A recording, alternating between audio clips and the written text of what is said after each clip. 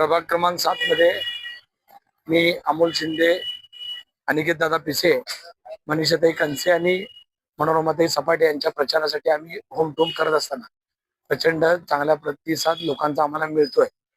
गेली 9 वर्ष नगरसेवक या नात्याने जी काही कामं केली ती लोक आवर्जून लक्षात ठेवतात।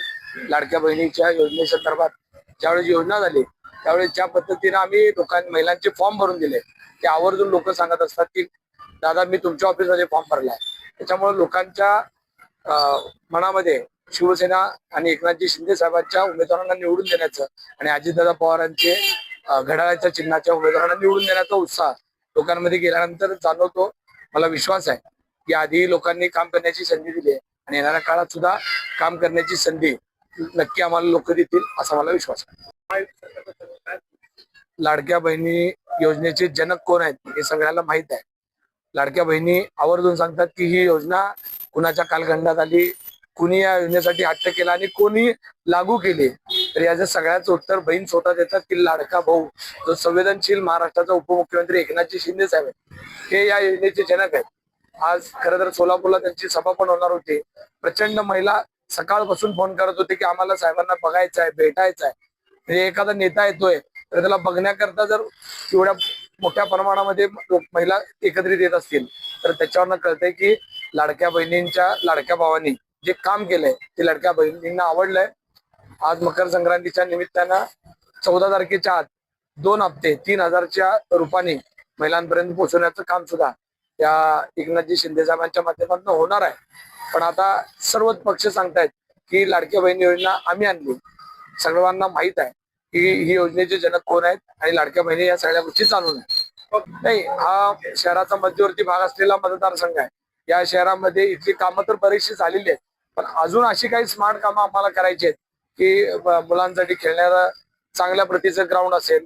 अजून या भागात एक बाग आहे, पण अजून एक चांगली बाग जर आरक्षित जागेत मिळाली करता तर एक जागेचं आरक्षण आहे त्या जागेत आम्ही करण्याचा मानस आहे।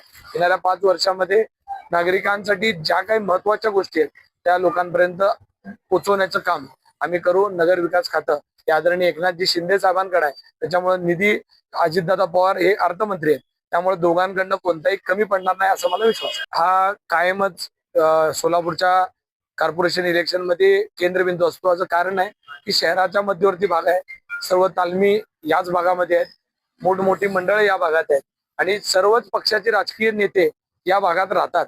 त्याच्यामुळे प्रत्येकाचीच प्रतिष्ठा पणाला लागलेली आहे की आपल्या भागातला मतदार कुणाला चॉईस करणार। मला विश्वास आहे लोक काम आणि कामाने तयार झालेली माणसं कधी काम विसरत नसतात। काही माणसं गेली कित्येक वर्ष लोकांना दिसली नाहीत, त्यांचं ऑफिस कुठे आहे माहित नाही, त्यांचं घर कुठे आहे माहित नाही, पण उमेदवार आहेत। पण ठीक आहे, टीका करण्यापेक्षा मला एवढं माहित आहे की लोक सुज्ञ आहेत, लोकांना कोणतीही गोष्ट आता सांगण्याची गरज नाही। लोक प्रत्येक गोष्टीचा अभ्यास करून आपला उमेदवार नक्की निवडतील। लोकांना सर्वसामान्य रस्त्यावर अवेलेबल होणारा नगरसेवक आवडतो हे मला माहित आहे आणि ते आम्ही आजवर राहिलेलं आहे। शिंदे साहेबांची लोकप्रियता तुम्हाला माहित आहे प्रचंड मोठी आहे। साहेब इतका मोठा नेता जरी असले तर ते स्वतःला कॉमन मॅन म्हणतात, कॉमन पीपल सारखं ते राहतात, सर्वसामान्य लोकांमध्ये मिसळतात। हीच साहेबांची खासियत आहे। खास असून सुद्धा आम आदमी सरकार न्यायाची जी त्यांची मुळातनं जी भूमिका आहे त्या भूमिकेला लोक स्वीकारत असतात। शिंदे साहेबांचा दौरा आज जरी कॅन्सल झाला असेल वेळेअभावी, तुम्हाला माहित आहे 29 महानगरपालिका लागलेल्या आहेत, त्या नेत्या सगळीकडे एकच माणसाला लोकांना अपेक्षित आहे की शिंदे साहेब आले पाहिजे। पण आपण पण कार्यकर्ते म्हणून पदाधिकारी म्हणून लक्षात घेतलं पाहिजे की शिंदे साहेबांवर एवढी मोठी जबाबदारी आहे, तर आपण शिवसैनिक म्हणून लोकांपर्यंत शिंदे साहेबांचा विचार घेऊन जायचा आहे। लोकांसमोर शिंदे साहेबांचं काय मत आहे हे पोचवायचं आहे आणि मला विश्वास आहे लाडक्या बहिणी शिंदे साहेबांना आज जरी भेटू शकल्या नाहीत तर शिंदे साहेब नक्कीच नजीकच्या काळात सोलापूरला येतील आणि आपल्या बहिणींना भेटतील असा मला विश्वास आहे। Like, subscribe, click on the bell.